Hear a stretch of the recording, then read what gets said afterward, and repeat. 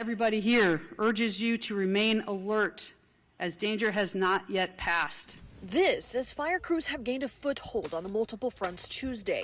As of midday, the Hearst fire was at 97% contained, the Eaton at 35%, and the Palisades at 17%. A fourth ignition, the auto fire, started near Ventura Monday night. At last check, it had burned over 50 acres as fire crews worked to contain it. We have approximately 88,000 residents that are still under evacuation orders. Two other critical issues, power outages and water access in the Eaton fire area.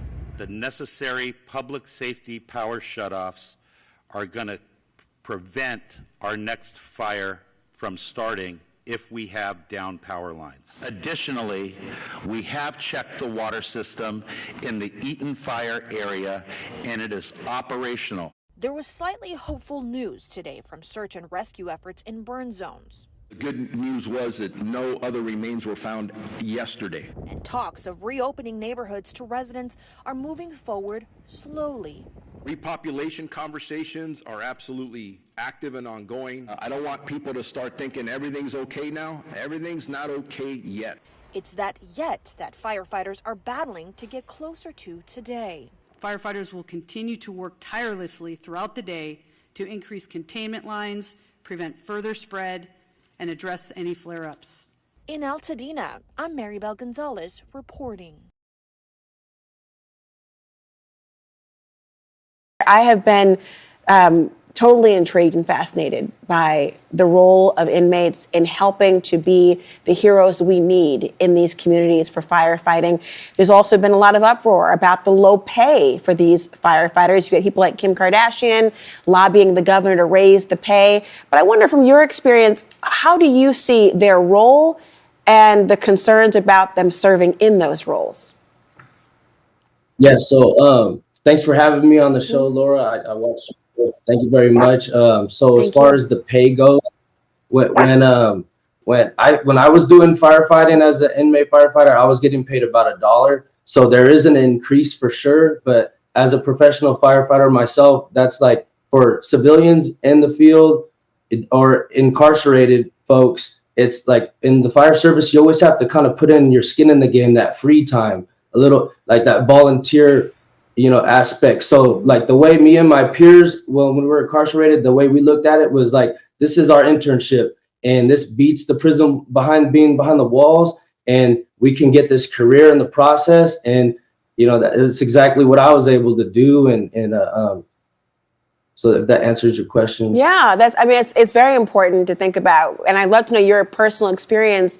You were once out there fighting fires as an inmate and an incarcerated person. Can you tell us about what that experience was like in that program? I loved it. I thrived in it because, it's a great opportunity. It's been around for decades and decades. Even the actor Danny Trejo, who's doing a film on myself, is an executive producer, and it's called Trial by Fire. He was an inmate firefighter himself, and so it's been around forever. And for me, it was like being able to be there for someone on their worst day to arise to that occasion. That's an honor, and that program offered that to us. We're very fortunate. We're unfortunate to have our fires in our state, but we're very fortunate to have the opportunity for that. And so I loved it. Yeah. My first medical call was CPR on a baby. My first fire was a structure bowling alley fire. So like that, those are the kind of things that, it'll build you up fast. So when you come home to do it professionally, you have that experience. You're forced to have that real quick and you excel at it. Firefighters continuing to battle the deadly Los Angeles wildfires. A week into the efforts, officials warning the fight in danger is far from over. We're very well prepared for the next event, but that's never going to be, we're never sure that we're going to be able to catch the next fire and keep it small. The Palisades, Eaton, and Hearst fires wiping out years of history across LA. It's 36 years of memories just gone. My mom was hysterical. I can't even put into words how painful it was to see her pain. Thousands of homes destroyed and dozens of lives lost. Chris Weisner sharing these photos of his friend Randall Mayad, who was killed as the Palisades fire overwhelmed his home. I can't sleep much. It's heartbreaking. My wife and I are crying all the time. And with search crews still going through debris, first responders with a sobering message. Angelenos should be prepared for the death toll to keep rising. It is a very grim task, and we, unfortunately, every day we're doing this,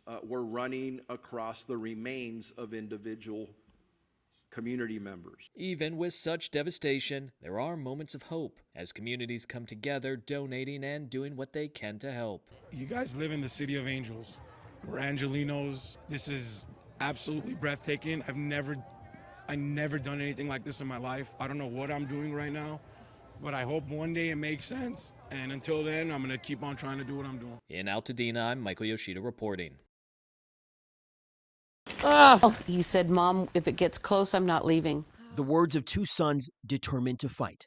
I just had this deep feeling that I knew they were going to be okay. Inside Kathy Hutter Camacho's home are photos that show a life spent in Los Angeles County. She now lives in Sacramento, but her ex-husband lives right in the path of the Palisades fire. Her two adult sons, Sean and Tim, right by his side. Okay, turn around. First responders seriously urged the brothers and their father to leave last Tuesday. But this home in Santa Monica Canyon belonged to their grandmother, now their father. So they made a choice. My brother's decision was, I'm not leaving. I'm staying. I'm fighting. And my decision is, I'm not leaving my brother's side. Tim, the oldest of the two, watched as their neighbors evacuated. By Wednesday, the winds kicked up and fire embers rained from the sky. There's no fire department. There's no other people. It's just us attacking and saving this neighborhood. For nearly 30 hours, armed with water hoses and handheld radios, the brothers sprayed water on every home and lawn on their block, along with a handful of others who decided to stay. We came out of there. The fire getting as close as 5 doors down. When the worst of it ended, Tim says they were able to save 9 homes on their street. If it wasn't for the few of us that stayed and kept everything wet and attacked the small spot fires as they arose, we would have lost this entire neighborhood the same way that Palisades did. You know, people are telling us like, you guys are heroes, you're saving the neighborhood. And it's like, we're just, you know, doing what we think is right. Risking their lives to save their family's legacy, but also giving their neighbors a home to come back to when so many in Los Angeles County have lost everything. They're fixers, they're helpers. They always have been that way. It just shows their character.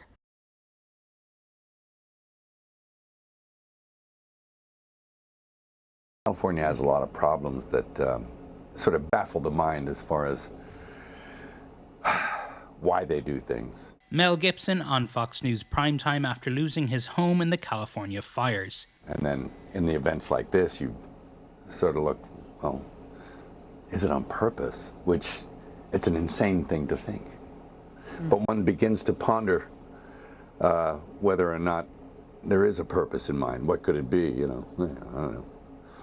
Do they want the state empty? I don't know. Conspiracy theories spreading like wildfire. This is an obvious land grab. They get them out of their homes this way, and then they can build whatever they want to build. From the common refrain that it's all part of a government plot. This is siege by design. To suspected AI-generated video and images falsely showing the fires approaching the iconic Hollywood sign. Fact-checkers working for Meta have been debunking some of the misinformation on Facebook and Instagram. Hey everyone. But last week, Mark Zuckerberg announced this. We're going to get rid of fact-checkers and replace them with community notes. Replacing fact-checkers with community notes, a form of crowdsourced fact-checking that is used on X. But critics say Zuckerberg shouldn't be trying to emulate X, pointing to viral misinformation on that platform that goes unchecked. Like this post, viewed almost 500,000 times, baselessly claiming DARPA, a wing of the Department of Defense, started the fires. I'm here with the fire command team at the Palisades fire. Indeed, X's owner, Elon Musk, has spent the last week elevating conspiracy theories about the fires. What about water availability? Responding to a post from disgraced conspiracy theorist Alex Jones that the fires are part of a globalist plot, Musk responded, "True." More big donations for Los Angeles fire relief efforts. Metallica's foundation has pledged $500,000 to relief and recovery efforts. That follows Beyonce's foundation's pledge to donate $2.5 million to fire relief and the $1 million pledge made previously by Jamie Lee Curtis's Family Foundation. Other celebs are contributing in different ways. Halle Berry says she's donating her entire closet and encouraging others to contribute clothing to those who've lost everything. Kumail Nanjiani is holding a benefit comedy show to raise money for wildfire relief, and Jennifer Garner is working to provide meals for evacuees. Meanwhile, 2 major award shows are going forward amid the wildfires. The Recording Academy, which made a $1 million fire relief donation, says the Grammys will take place as scheduled February 2nd, but will spotlight first responders and include a charitable component. A month later, the Academy Awards are set for March 2nd.